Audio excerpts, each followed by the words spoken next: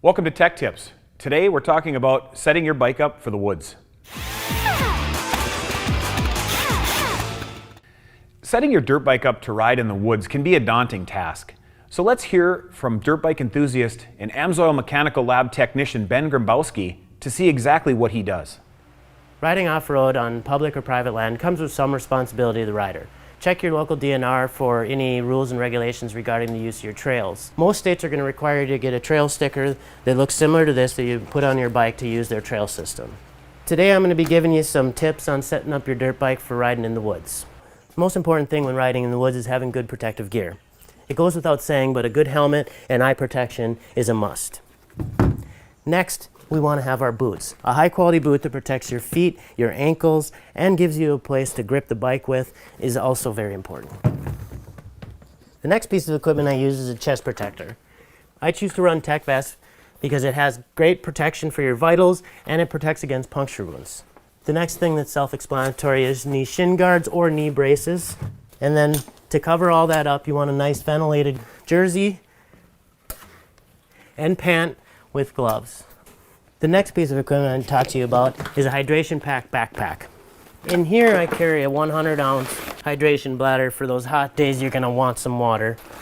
I also carry a trail map of wherever I'm riding that day, a simple small medical kit, paper towels and some glass cleaners, and lastly a toolkit because you never know when you're going to need to fix something on the trail. You just carry your simple basic tools that are going to cover most of the bolts on your bike. And that's it for my gear. Now onto the bike. One of the most important things for setting your bike up for the woods is having good, solid, full wrap handguards. So the reason I choose full wrap handguards is that they provide great protection to your hands and levers in the case of a crash. They also provide a good spot to lean your bike up against a tree when you're taking a break on the trail. Another good protective guard to have is a radiator guard. There's many different styles out there. I chose this particular style because it protects against side impacts and from front impacts. I also choose to run a higher pressure radiator cap to protect from boiling over on those really hot days. Some guys, even to help with cooling, put an optional radiator cooling fan on. Arguably the most important thing you can do to your dirt bike for off-road riding is have your suspension set up for your skill level, weight, and riding condition. This is commonly achieved by a revalve or a respring, which can be done by any reputable suspension company. In this particular bike, I have the suspension revalved, resprung. I have SKF fork seals that are heavy duty for off-road riding.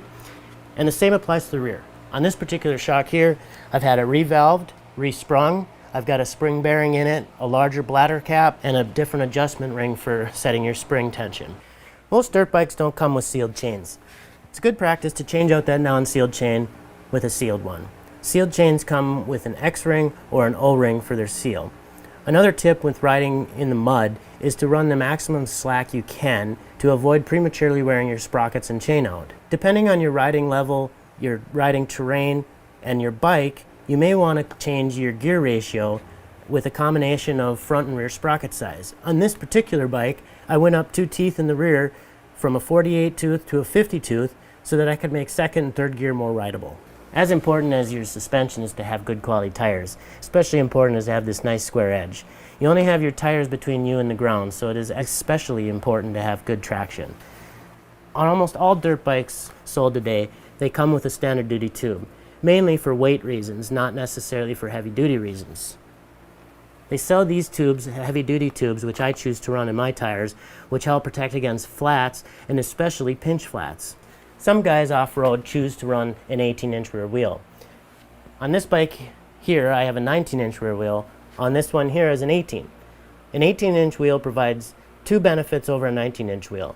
One, it has larger sidewall that provides more comfort for the rider, and 2, it protects against pinch flats a little bit better than the 19-inch wheel.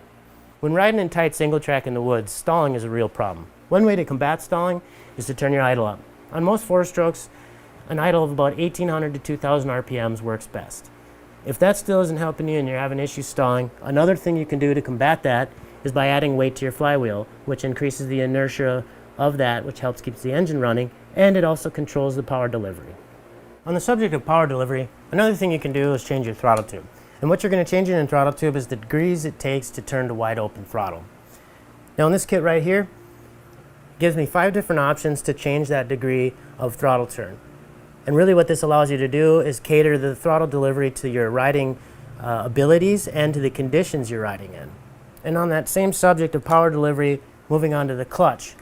On bikes that have cable operated clutches, there's a little modification you can do on the clutch actuator arm. This is the clutch actuator arm located right here.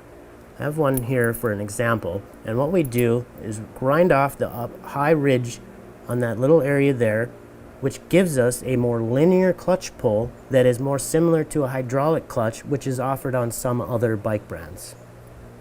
There's nothing worse than running out of gas when you're way away from the truck, you're by yourself, or you're in a race that's 2 hours long and you can't make it to the finish line. If I'm going to have any of those rides, I'm going to put on my bigger fuel tank.